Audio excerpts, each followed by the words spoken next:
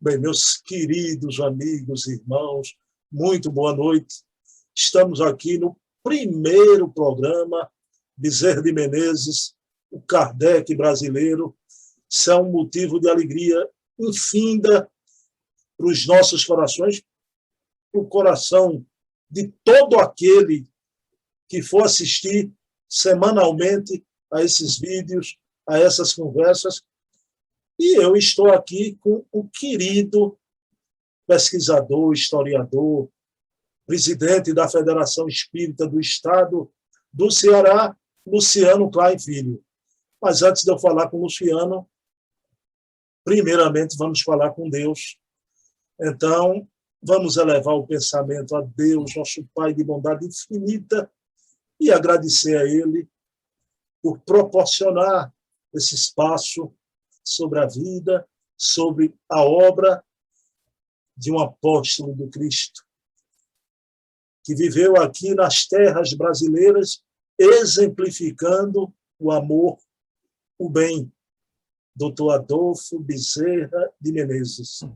Pedindo permissão a Jesus, a quem tudo devemos, iniciamos o nosso primeiro programa, Bezerra de Menezes, o Kardec brasileiro. Meu querido Luciano Klein, como é que você vai aí na terra de Iracema, nesse Ceará lindo? Tudo bom, Luciano? Tudo, meu querido amigo. Só uma correção aí, a relação de títulos que você, na introdução, fez menção. Você se esqueceu do principal, que é o de ser eu seu amigo. Esse é o maior título, é o que mais me honra, viu? Eu lhe quero muito bem, meu irmão, e agradeço imensamente a oportunidade que você nos dá, na condição de pesquisador da vida desse que consideramos a maior expressão do espiritismo no Brasil do século XIX, nosso ilustre conterrâneo. E lembremos que estamos em 2 estados do Nordeste vizinhos e fizeram parte no passado de uma mesma região. Ceará e Pernambuco começaram juntos. O Dr. Bezerra tem descendência também em Pernambuco. Os ancestrais vêm de Pernambuco. Então, eu queria dizer para você que é uma alegria muito grande, sobretudo aproveitarmos ainda essas vibrações ternas de reconhecimento, de gratidão desses dias, tendo em vista que, no último dia 29 de agosto, nós tivemos o ensejo de celebrar, e essas celebrações vão continuar, através, inclusive, desse espaço que você gentilmente nos concede, dos 190 anos do nascimento dele, ocorrido dia 29 de agosto de 1831. Então, meu irmão querido, muito grato aí pelo espaço que você nos concede. Bem, Luciano, como eu digo ao Lira, nosso amigo, viu? Eu tenho a impressão que conheço Luciano Klein de priscas eras, viu? Quem sabe, né? Quem sabe, meu amigo. Klein, a primeira pergunta a gente intitulou em comum acordo, né? Esse programa, Bezerra de Menezes, o Kardec brasileiro. Meu amigo, qual a origem, né, desse epíteto, né, Bezerra de Menezes, o Kardec brasileiro? Essa é uma excelente pergunta, meu querido Bruno, porque, na verdade, não consta até hoje de nenhuma biografia. Dá-se esse título em razão do trabalho missionário que esse venerando espírito fez e continua fazendo em prol da divulgação do espiritismo em terras brasileiras. Mas nós fizemos uma pesquisa em velhos periódicos e encontramos, por exemplo, um reformador que se tornaria órgão informativo da Federação Espírita Brasileira, ainda na década de 1880, logo após a fundação da FEB, e nós encontramos um artigo no Reformador referente ao mês de novembro de 1895, no qual fazia menção a uma solenidade, a um evento festivo ocorrido na sede da FEB, uma das sedes, porque ela teve várias sedes na década de 1890, até adquirir, em 1910, sendo inaugurada em 1911, a sede definitiva, hoje a sede histórica, na Avenida Pasto, no Rio de Janeiro. E, na época, ela funcionava no ginásio português, que era um dos locais que ocupou o espaço, a instituição, naquele decênio. E na celebração do dia 3 de outubro de 1895, do aniversário de nascimento de Allan Kardec, que se dá em 3 de outubro de 1804, ele, presidindo a instituição, havia, nesse seu segundo e derradeiro mandato, se iniciado em agosto daquele ano, naquele clima de fraternidade, isso é registrado por Leopoldo Cirne posteriormente, um companheiro dele, assim, num tom de muita afetividade, após ser ele homenageado com um ramalhete de flores, disse que o movimento espírita muito devia a ele e estávamos diante do, aspas, Allan Kardec brasileiro. Então ficou esse título para a posteridade, que era certamente o segundo título que mais honrava, porque o primeiro ninguém tira, isso tinha a ver com o seu comportamento, com a sua madureza psíquica, que era e continua sendo o título de médico dos pobres, o médico de todos nós. Então, o título se deve exatamente a essa celebração e, posteriormente, foi incorporado nos textos que muitos escritores iam fazendo, quando faziam alusão a ele, né? Então, as biografias passaram a utilizar, que é o título, aliás, da nossa participação nesta atividade aqui, objetivando relembrar os seus feitos. Meu querido, então, o Kardec brasileiro. Ô, Clay, fale para a gente, tem até uma obra que me parece que derivou do projeto, né? Mas, por favor, traga para a gente, fale sobre o projeto Estudos Filosóficos de Bezerra de Menezes. Com o projeto Estudos Filosóficos, que o Dr. Bezerra de Menezes empreendeu, é que nós conseguimos, inclusive, melhormente justificar e entender o título de Allan Kardec brasileiro. Porque quase sempre, Bruno, quando nós falamos da vida missionária do Dr. Bezerra, a sua atuação como espírita, porque lembremos o seguinte, o Dr. Bezerra de Menezes, só para relembrar àqueles que conhecem a sua trajetória de vida, ele trava por primeira vez contato com o espiritismo em 1875, quando recebe de um colega médico, seu admirador, embora não tenha sido seu contemporâneo na Faculdade de Medicina, Dr. Joaquim Carlos Travassos, que se formou em 1862. Dr. Bezerra de 1856, o ano de sua formatura. Mas o doutor Travassos, que assinaria as obras por ele traduzidas com o pseudônimo de Fortúnio, era muito comum a utilização desse pseudônimo, o próprio doutor Bezerra usou vários, inclusive para assinar os seus romances, como também os estudos filosóficos, que era o pseudônimo de Max. Lembremos que o codificador do Espiritismo, Allan Kardec, utilizava, portanto, o pseudônimo de Allan Kardec. Seu nome era Hipólito Leão Denis Arrival. Então, no século XIX, no 800, na Europa, no Brasil, era muito comum a utilização de pseudônimos, principalmente para quem escrevia. E o fato, meu querido, é que ele trava contato com essa obra, mas ele vai passar ainda 11 anos sedimentando as suas convicções espíritas, até se declarar efetivamente espírita no conhecido episódio ocorrido no dia 16 de agosto de 1886, no Salão da Guarda Velha. Era uma segunda-feira, à noite, como neste dia que estamos gravando a entrevista, e ele, naquele mesmo dia, teve duas alegrias, que não é registrada na biografia. A grande alegria era essa, de se declarar publicamente adepto da doutrina sistematizada por Allan Kardec, mas na manhã desse mesmo dia, ele viu nascer uma de suas filhas, chamada Hilda, que nasceu exatamente na manhã desse 16 de agosto de 1886.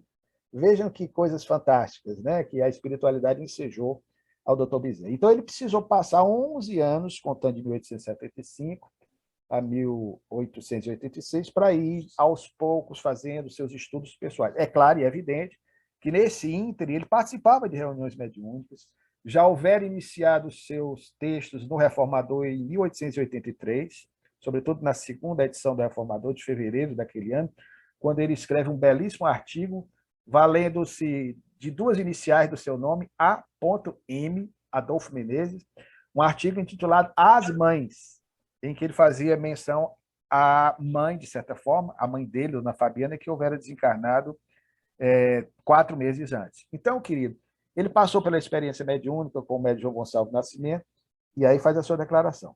Quanto aos estudos filosóficos, aí sim, e jamais dirigido a essa questão, que é grandemente importante, nós costumamos dizer que esse foi o grande contributo do Dr. Bezerra como espírita. Foi um projeto que partiu do Centro da União Espírita do Brasil, mais tarde, Centro da União Espírita de Propaganda do Brasil. E ele, em 1887, recebe o convite dessa instituição, que era uma instituição federativa, que também fazia um trabalho importante no 800, no século XIX, e aí ele tem a incumbência, pelo fato de ser um homem de projeção, não só local, mas nacional, porque lembremos que o doutor Bezerra de Menezes ele foi presidente da Ilustríssima Câmara Municipal da Corte em 2 gestões. O cargo de presidente no século XIX corresponderia ao de prefeito, como hoje nós chamamos. Só que um detalhe, o prefeito do Rio de Janeiro, da cidade do Rio, chamado de município neutro, corresponderia hoje, guardando devidamente as proporções, ao Distrito Federal, depois da República. Então, era como se ele tivesse sido o prefeito da capital do Brasil. Então, ele ganhou uma projeção nacional muito grande. Então, eles incumbiram o doutor Bezerra desse projeto Estudos Filosóficos. Valendo-se da principal mídia da época, meu querido Bruno, que era a imprensa, que era o jornal, óbvio, não havia rádio, não havia televisão, muito menos internet. Então, ele usando de uma linguagem simples, adequando-a ao nível de entendimento popular, aos que sabiam ler, evidentemente, muitos não sabiam no Brasil do século retrasado. Então, ele procurava falar com simplicidade, trazia, o que era muito interessante, numa linguagem jornalística e não erudita, informações a respeito da história do cristianismo, da própria Bíblia, mas sempre respaldando tudo na doutrina espírita. E procurava o que é mais interessante, porque ele foi, na nossa opinião, o maior pesquisador psíquico também do século XIX, ele trazia casos que ele ia encontrando a partir das suas vivências, informações como o primeiro caso de bicorporeidade ocorrido no Brasil, casos outros de desdobramento, de fenômenos de hoje ou mais tarde chamados de poltergeists que aconteciam em algumas regiões. Então, isso tudo ele ia trazendo, adaptando a uma linguagem de fácil assimilação pelos leitores e deixando sempre, porque a coluna Estudos Filosóficos, que vai passar a ter esse nome, sendo assinado por Marx, ela era hebdomadária, ou seja, ela era uma coluna semanal. A princípio, saía aos domingos, eventualmente, devido a algum problema no jornal, saía ao sábado, saía às segundas, mas sempre religiosamente saía. E aí nós descobrimos, fizemos uma análise acurada a respeito desse seu trabalho, corpulento, ciclópico, que se estabeleceu nos jornais O País, que foi no qual ele mais escreveu durante 7 anos, vejam bem, ininterruptamente. E naquela época, meu querido Bruno, não tinha as facilidades de hoje, não, viu? Você não tinha o computador nem máquina de datilografia, que eu ainda alcancei. Você também. Então, o doutor Bezerra fazia tudo manuscrito. Isso depois era, evidentemente, levado para a tipografia dos jornais, e ele escreveu nos principais jornais da época. O mais popular jornal do Brasil, que era o jornal O País, do qual fazia parte seu grande amigo Quintino Bocaiúva. Ele escreveu, portanto, de 1887 até 1894. Esses artigos dele no Jornal do País, inclusive, posteriormente seriam enfechados num livro, Estudos Filosóficos, mais tarde lançado, inclusive, pela Federação Espírita Brasileira. Nós vamos ter depois a coluna transferida para outro grande jornal popular da época, e ainda hoje, o Jornal do Brasil. Ele escreve durante 1 ano no Jornal do Brasil.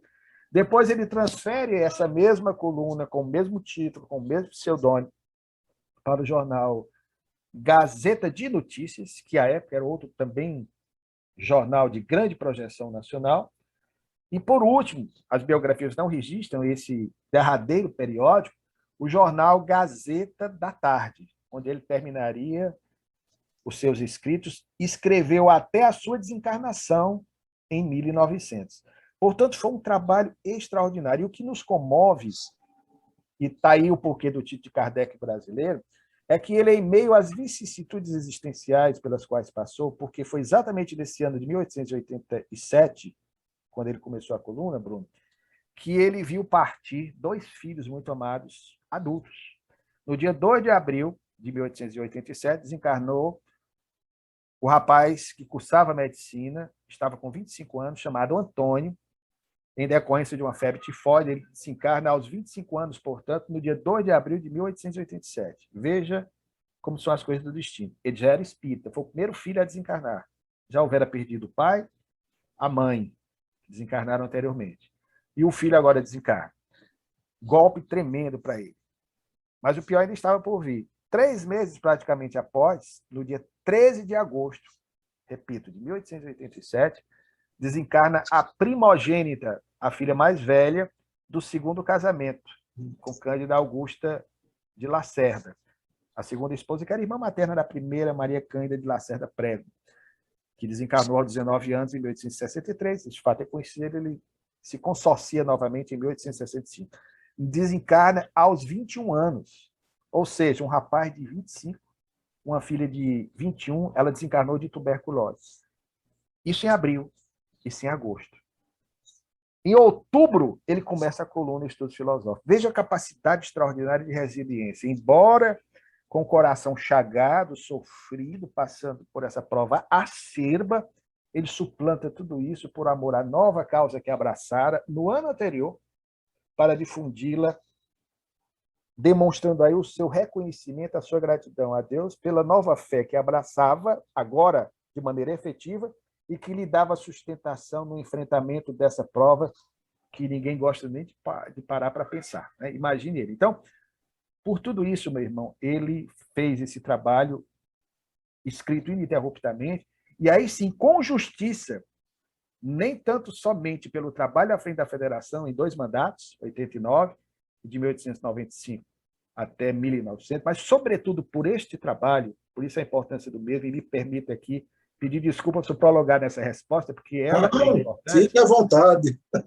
Mas veja bem, meu bom irmão, por causa desse trabalho é que ele merece, com justiça, ser ostentado. Não, claro que ele não quer, ele não queria isso, mas nós, por uma questão de consciência, até porque não há outro no século XIX, no Brasil, que tenha feito isso, o título de O Kardec Brasileiro. Porque, mal comparando, eu não costumo comparar estrelas de primeira grandeza, as grandes almas que passam pela Terra, mas se nós compararmos o trabalho missionário de Allan Kardec, sobretudo na redação da Revista Espírita, de 1858 até 1869, quando ele regressa ao mundo espiritual, no dia 31 de março, nós vamos ter um tempo de atuação como espírita do Dr. Bezerra de Menezes até correspondente.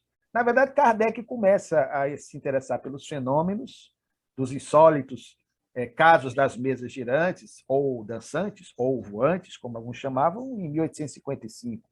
Então, desencarna em 1869. Foi mais ou menos o mesmo período de Bezerra de Menezes atuando como espírita, de 1886 a 1900, só para fazer uma comparação. E a redação de Kardec na Revista Espírita era um trabalho realmente muito difícil de levar adiante e dar consecução ao mesmo. E ele fazia isso, porque diante dos afazeres dele, ele era um homem de várias ações, empresário, político, atendia também nas suas clínicas. Como é que ele encontrava tempo para semanalmente escrever uma substanciosa coluna como essa? Isso nos permite, portanto, entender o porquê do título de Allan Kardec brasileiro. E isso também nos faz perceber, e eu digo sempre, é um desafio fraterno, ninguém está, evidentemente, provocando ninguém, até porque houve outros grandes nomes do espiritismo no século XIX, no mundo e até no Brasil. Mas no Brasil não há nenhum outro espírita que tenha feito esse trabalho de propaganda do espiritismo através de uma coluna popular, como o Dr. Bezerra de Menezes. Chico Xavier, que é outro grande missionário do século XX, teve uma atuação longeva, de 1927, quando inicia o seu mediunato, em 1831 para 32, quando vai ser lançada a sua primeira obra psicográfica, o Parnaso de Aleitum, até desencarnar no dia 30 de junho de 2002. Então, Chico teve um tempo considerável. O seu trabalho foi mais na área mediúnica, na dedicação ao bem e ao semelhante. Os dois, para mim, são grandes referências, já digo sempre, porque pregaram o que viviam, e viviam o que pregaram. Diferente da maioria de nós. Porque, às vezes, nós nos empanturramos de filosofias, de conhecimentos, mas somos nulos na nossa capacidade de sentir, de perceber o outro, de demonstrar afeto. E os dois demonstravam. O primeiro, nosso Bezerra, e o segundo, Chico Xavier. Por isso é que eu afirmo que esse trabalho fez com que ele, de fato, com justiça, e não teria outro, recebesse o título, o honroso título de o Allan Kardec brasileiro. Meu querido Cláudio, eu estava pensando aqui, quando a gente perde um filho, o desencarne de um filho é a dor mais doída da vida. Esse homem, no decorrer de sua vida, quase uma dezena de filhos já viu desencarnar, Meu Deus. Ô, Cláudio, só uma coisa que está muito recente em mim. Você falando em Marx no jornal O País. Marx marcou tanto época, não é? Que eu estava vendo o Freitas Nobre no seu texto dar um parabéns a outro político conhecido aqui no Brasil, o Maxi Mauro, cujo pai coloca o nome do Maxi Mauro por causa da coluna e porque lia muito Marx, que é Bezerra de Menezes, incrível, né? Como marcou época. Né? Meu amigo, mas a pergunta derradeira é a pergunta mais instigante, não é? Luciano Clay, vivemos uma época, o contexto atual do movimento espírita, parece que estamos vendo um divisor de água já, principalmente agora com essa vida virtual. Estão contestando muita coisa, muitos espíritos nobres. Já é importante a gente trazer a história toda de Bezerra, sua biografia que vai ser lançada, para contrabalançar essa minoria que sempre vai ser uma minoria, mas não deixa de ter voz e fazer um certo barulho, não é, meu amigo? Verdade. Ele faz parte do processo. A doutrina espírita é uma doutrina dialética por excelência. A obra fundamental é estabelecida a partir do diálogo criterioso de Allan Kardec com as entidades reveladoras.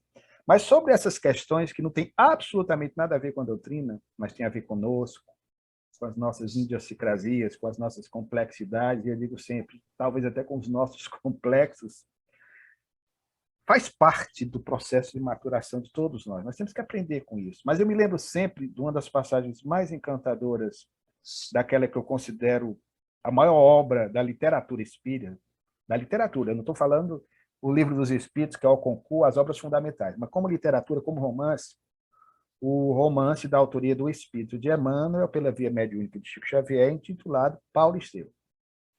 Há um momento em que Paulo entabula uma conversação com Gamaliel, seu prescritor. Esse texto também se encontra em Atos dos Apóstolos, só que Emmanuel, com nuances encantadoras, vai fazendo com que o leitor se envolva na narrativa que toca os nossos corações. E, em determinado momento, Gamaliel, que, assim como José de Arimateia, Nicodemos, que eram fariseus, como o próprio Paulo também o era, mas era um fariseu de mente aberta, porque em todas as religiões, em todas as filosofias, assim também como na ciência, existem pessoas que têm as mentes mais obliteradas, mais fechadas, e outros que têm a mente mais aberta, mais arejada, agem.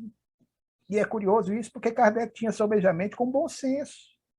O bom senso é que vai caracterizar a pessoa diante de uma opinião, demonstrando a sua sabedoria. Lembremos que Allan Kardec, diante do fenômeno das mesas girantes, ele, se fosse radical na sua maneira de pensar, se tivesse uma percepção míope da realidade dos fenômenos das mesas girantes, que ele, como cientista, poderia dizer peremptoriamente que seria falso, mas ele agiria de forma arrogante. O que é que ele diz? Quando as mesas se manifestavam, ele diz: eu não acredito. Eu, sinceramente, não posso acreditar que uma mesa que é destituída de um sistema nervoso, que não tem cérebro, possa dar respostas inteligentes aos seus perquiridores, aos seus perguntadores. Mas, aí é a diferença de Kardec. Eu não acredito até que o contrário me seja provado.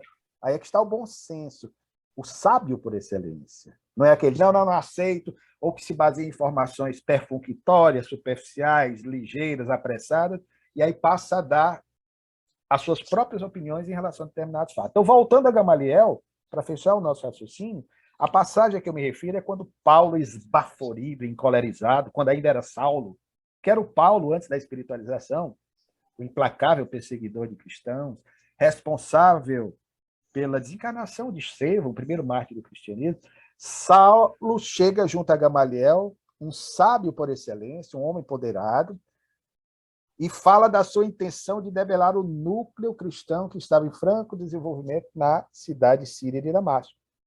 O que é que Gamaliel diz? Olha a sabedoria do homem. Saulo, meu filho, acerena o teu coração, porque se essa mensagem que tu pretendes destruir, ela for falsa, o tempo se encarregará de diluí-la. Mas se ela for verdadeira, meu filho, ninguém, nem mesmo tu, serás capaz de detê-la. Estamos E até me emociono, sabe, meu irmão? Há 190 anos do nascimento dessa alma. Falar de Bezerra de Menezes. Nós somos espíritas hoje por conta da ação missionária desse ser. Nós estamos aqui no maior país espírita do mundo por causa da ação de um Bezerra de Menezes. Questionamentos podem surgir, mas analisemos, ponhamos na balança o que ele fez, o que foi mais importante, o bem legado como ser humano, como homem íntegro. Às vezes, macular um personagem sem entender o contexto, como dizemos sempre, para você falar de Jesus, você tem que entender Jesus como Jesus histórico, Jesus judeu, Jesus na Palestina, da mesma forma que Paulo, cidadão romano, um grego também no campo da filosofia, porque ele era de Tarso, principal centro de fusão da cultura helenística. Nós vamos ver Paulo também como, além de cidadão romano, judeu pela tradição familiar. Então, vamos entender Francisco de Assis na Idade Média, na Itália medieval. Temos que entender Kardec na França oitocentista, de Napoleão III, assim como vamos entender Bezerra de Menezes. Então, nós temos que trabalhar exatamente esses personagens responsavelmente, como historiadores, a partir dessas análises que façamos, e não por conta das nossas visões, às vezes, pessoais, que me fazem, eu não aceito isso para aquilo outro. Mas vamos analisar o que esse homem fez, o que esse homem nos legou.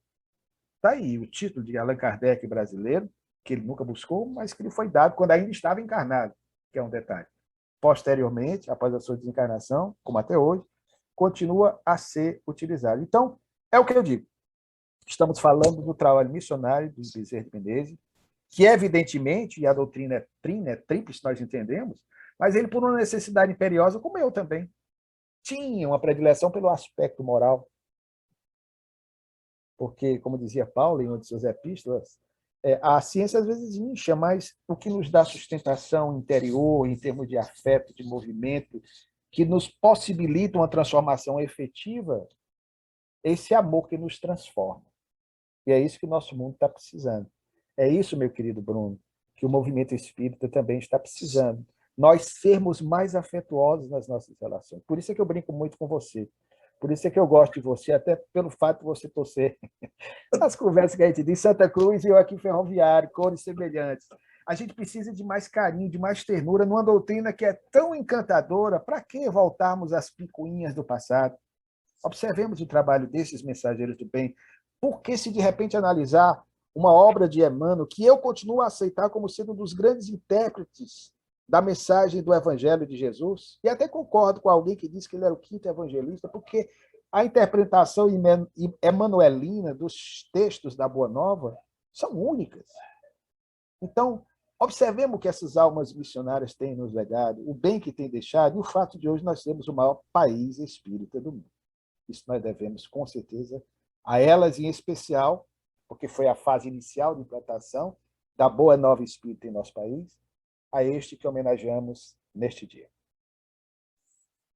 Luciano, eu estou emocionado aqui nesse final, né? Fiz a pergunta mais instigante, mas foi a resposta que calou no coração de todos nós nesse final de programa. Meu querido, vamos orar. Aí é com você agora, pode ser? Com muita alegria, querido.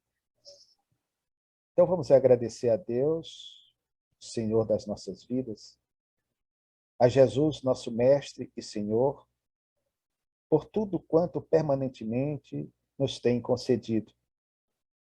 Além da dádiva da vida, Senhor, a oportunidade singular de estarmos na terra pelejando para nos transformarmos em homens de bem, como um dia Bezerra de Menezes o foi, deixando para nós esse grande exemplo a ser seguido.